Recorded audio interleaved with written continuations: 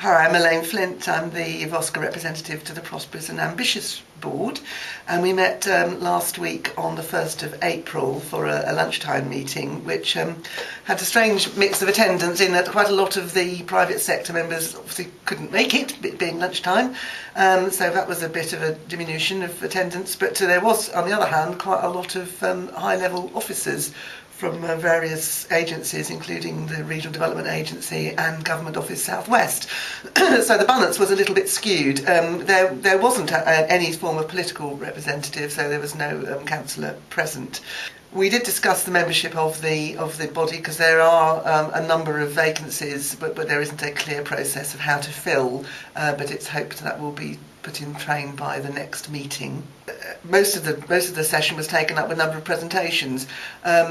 Through myself, Voscur had offered to do a survey of the board membership to look at issues around skills and interests and what they can actually bring to the board and what their particular expertise is, and that has been taken up, and we believe the survey is going to go out before Easter, so that will be a really good contribution from Voscur to the work of the board and something very practical.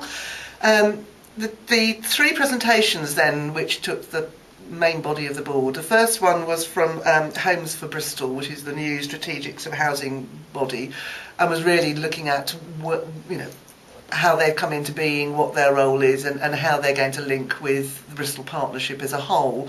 And it is felt that they will have a particularly strong link with the Prosperous and Ambitious Board, and there was talk about cross-representation on that board, and I think potentially the chair of Homes for Bristol, who's Ines Goldsworthy, is likely to join the Prosperous and Ambitious Board, which makes sense. The second presentation by City Council officers was on Bristol Development Framework and the whole process. What was the framework? What's the process of development? Where are we in terms of that development and the consultation that's currently happening? And working forward to the publication of the core strategy in September. So really that was just for information. This is the process, this is where it's going through. Clearly it links very closely with the Homes for Bristol agenda, because one of the key issues is around the 36,000 new homes for Bristol through the regional spatial strategy expected in the next 20 years. So how that's going to be achieved, I think everybody's struggling to really see. But that's a huge agenda, but this was very much for information. And then the final presentation, which was through the representatives from the Regional Development Agency, where was Ian Knight was there, but also somebody from the European commissioning teams, who are still not ready to actually commission urban enterprise, although it's now 18 months late, and it's getting smaller by the minute, really, rather than larger, because of issues around match.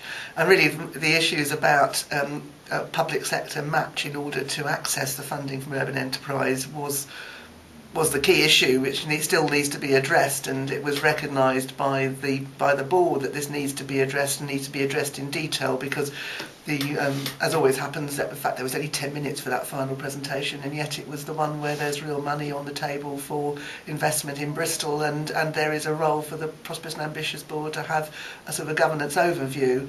So that needs to happen in a very serious way, and the chair suggested it was agreed that there be a special meeting urgently, probably in the next couple of weeks, to really look at the implications of that and the implications for Bristol and the commissioning process, because that's still unclear and has been unclear for the last 18 months. We did mention briefly the LAA targets, because this is an area which has been rather avoided in the meetings so far of this board, wanting to be sort of blue sky thinking rather than being tied down to sort of a monitoring role. But it was mentioned, and certainly the role of the board in terms of looking at particular LAA targets which aren't achieving, was something that Linda Proserous, the new director of Bristol Partnership, is going to be mapping, and will be bringing a report to the board, so that the board can think about how they might contribute to the achievement of the targets in a positive way.